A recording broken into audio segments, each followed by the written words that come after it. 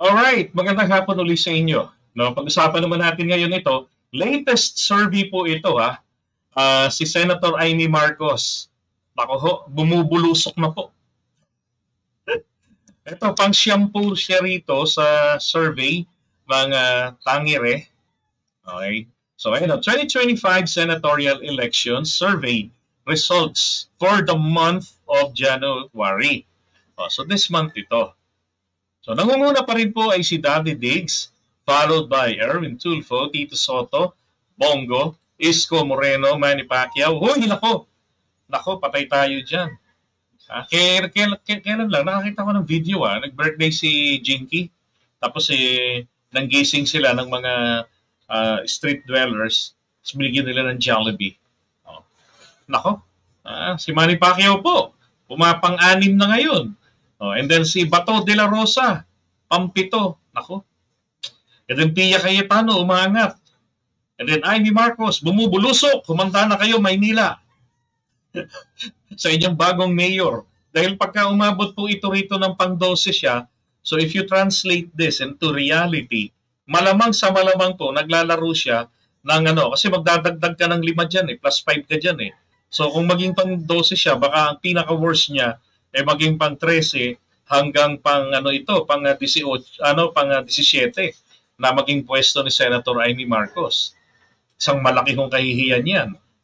Sasabihin na naman ng mga kababayan natin dyan, deserve. Totoo naman, deserve mong matalo. And then si Doc Willie Ong, di ba? Pamang-10 ngayon, si Francis Tolentino, pang 11, nako, yung mga DDS po, bumubulusok na rin. Ibig sabihin ng bulusok po, papaganon Ang umaharurot, pataas ito, mabilis. Di ba? So ito, bumubulusok.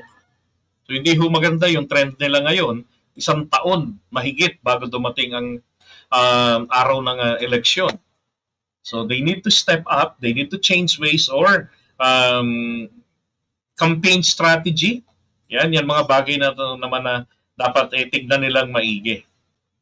And congratulations, dito naman po sa mga nagsipag-akyatan. Tito Soto po, mga tumatlo, no?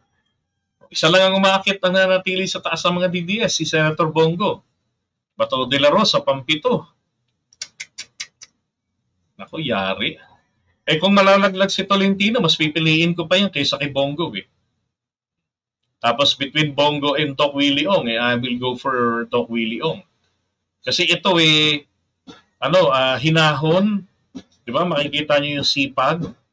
Konting aral na lang sa paggawa ng batas.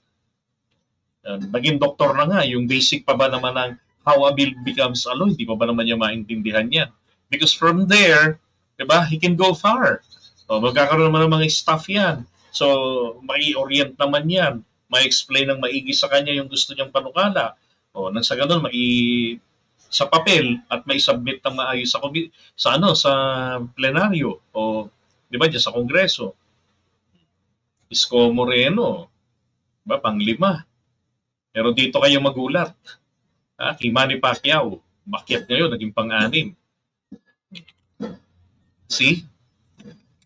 Alam niyo, yung inaabot na yan ngayon ito ni Senator Amy Marcos. Ito po yung bunga ng mga hindi naman po nang dahil sa ating mga vloggers Ito po yung bunga ng kanyang mga pinaggagawa na pasimpleng pag-atake kay PBBM.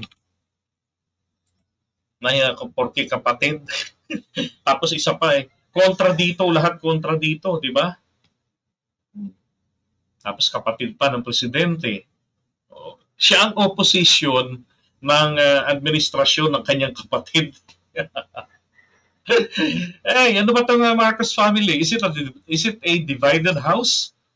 Diba? Ba't ganyan ang pag-iisip nito ni Senator Amy Marcos?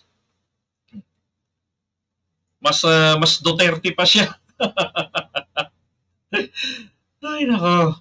Mga kababayan, ayusin po natin ang pagpili ng mga senador sa 2025.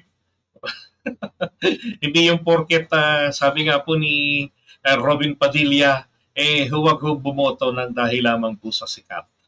So alam niyo na ho yan, it applies until 2028 pag tumakbo na po siya. Huwag rin natin iboto kasi siya po yung sikat na tao. Ay, nako mga kababayan. Wala si Lenny, wala nakuha doon sa survey. Sabi niya, wala diyan si Lenny na nakakuha ng 15 million votes, wala po. Hindi, ito nga, wala nga. Oh, tingnan nyo.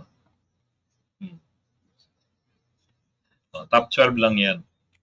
Mahaba pa naman ang panahon. Sa ibang mga survey companies, pumapasok na si Lenny Robredo diyan sa top 12. Diba? Who knows? Baka ang pagdating ng araw ng halalan, pasok na siya sa top 3 o top 5.